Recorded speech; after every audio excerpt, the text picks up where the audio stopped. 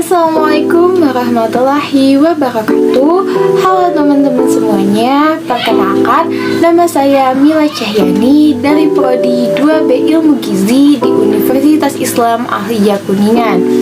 Di video kali ini, saya akan mereview materi kembali pertemuan kedua dan ketiga mata kuliah Sosiologi Antropologi dengan dosen pembimbing Ibu Elsie Zulfiani, SPSI FHKes. Di sini kita akan membahas tentang dua judul, yaitu tentang kebudayaan, unsur kebudayaan, dan nilai budaya dalam masyarakat. Yang kedua adalah tentang konsep makan dari sudut budaya. Menarik sekali bukan? Yuk kita bahas bareng-bareng. Baiklah, langsung saja. Yang pertama adalah tentang kebudayaan, unsur kebudayaan, dan nilai budaya dalam masyarakat. Kata kebudayaan berasal dari bahasa Sanskerta budaya yang merupakan bentuk jamak dari budhi yang berarti budi atau akal. Kebudayaan diartikan sebagai hal-hal yang bersangkutan dengan budi atau akal. Istilah kultur yang merupakan istilah bahasa asing yang sama artinya dengan kebudayaan. Dari asal arti tersebut yaitu kolore, kemudian kultur diartikan sebagai segala daya dan kegiatan manusia untuk mengolah dan mengubah alam.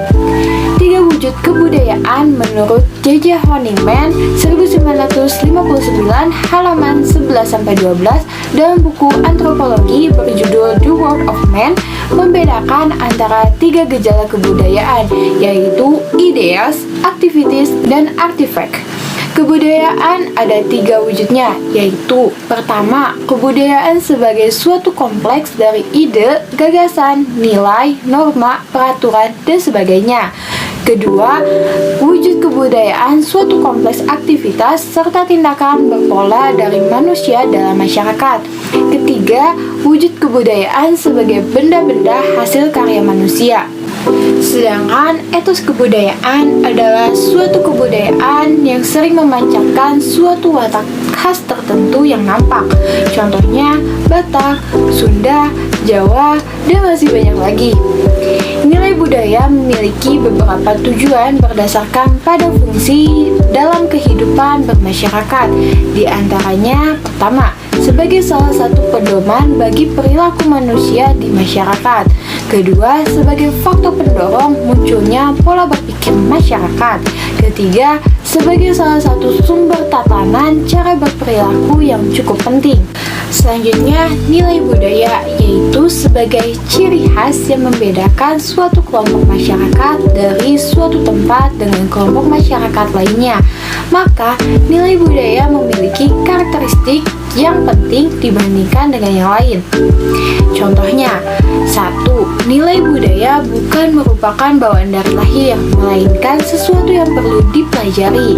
Kedua, nilai budaya biasanya diwariskan dari satu orang ke orang lainnya atau dari suatu kelompok ke kelompok lainnya, bahkan bisa diwariskan pula antara generasi manusia. Ketiga, nilai budaya memiliki simbol yang menjadi ciri khas suatu budaya. Selanjutnya, ada 3 konsep yang senantiasa berkaitan dengan nilai-nilai budaya, yaitu simbol-simbol slogan atau lainnya yang kasat mata atau jelas. Selanjutnya, sikap, tingkah laku, gerak-gerik yang muncul sebagai akibat adanya slogan atau moto tersebut. Selanjutnya, kepercayaan yang tertanam atau belief system yang telah mengakar dan menjadi kerangka acuan dalam bertindak dan berperilaku atau tidak terlihat. Lalu, apa sih fungsi kebudayaan itu sendiri? Karena adanya kebudayaan, banyak perbedaan dari setiap daerahnya. Contohnya, pakaian. Ada berbagai macam pakaian karena adanya kebudayaan di tiap daerahnya.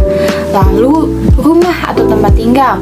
Banyak desain-desain rumah yang unik atau tempat tinggal yang unik karena adanya kebudayaan.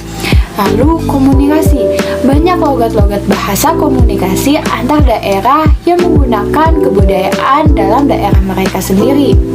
Nah, selanjutnya kita akan memasuki ke pembahasan yang kedua, yaitu tentang konsep makan dari sudut budaya.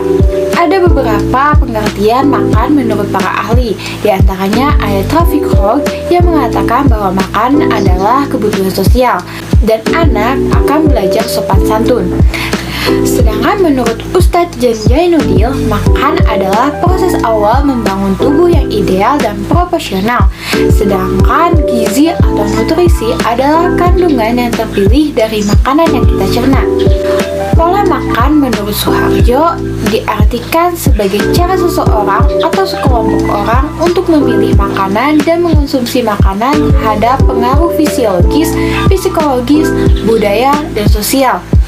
Faktor-faktor yang mempengaruhi pola makan. Pertama, ada faktor ekonomi. Kedua, faktor sosio-budaya. Ketiga, agama. Keempat, pendidikan. Kelima, lingkungan. Keenam, kebiasaan makan. Faktor-faktor yang mempengaruhi kebutuhan gizi.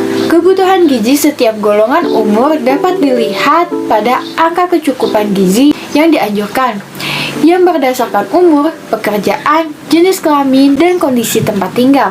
Konsumsi makanan adalah susunan makanan yang merupakan suatu kebiasaan yang dimakan seseorang dalam jenis atau jumlah bahan makanan dengan jangka waktu tertentu.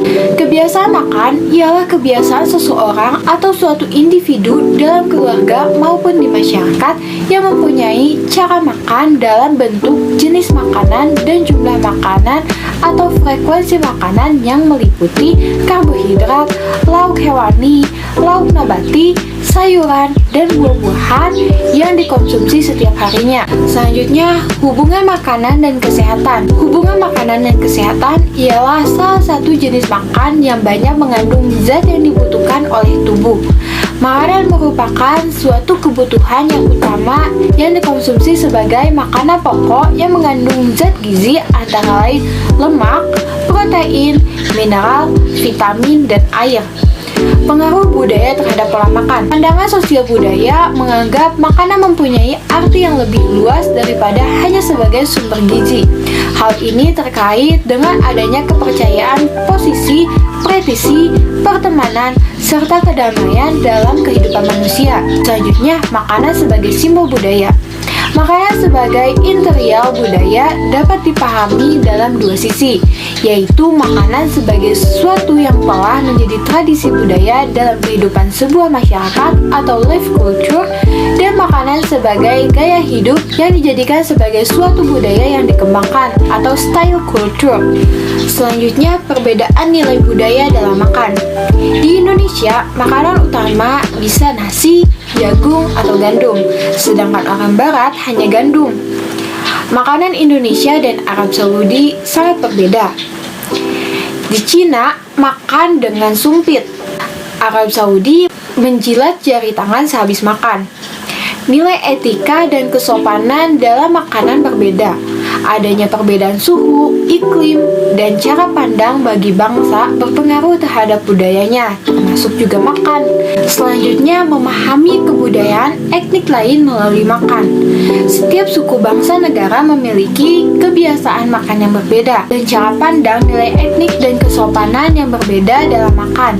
Melalui makanan yang berbeda antar etnik dapat melihat bahwa kebudayaan antar etnik itu berbeda sekali. Wah, tak terasa sekali bukan? Tadi kita sudah membahas dua judul materi sosiologi antropologi pertemuan kedua dan ketiga. Mungkin untuk saat ini saya cukupkan sampai di sini. Saya mohon maaf apabila ada kekurangan dalam menyampaikan materi atau tutur kata saya. Sampai bertemu di next video. Saya tutup. Wassalamualaikum warahmatullahi wabarakatuh.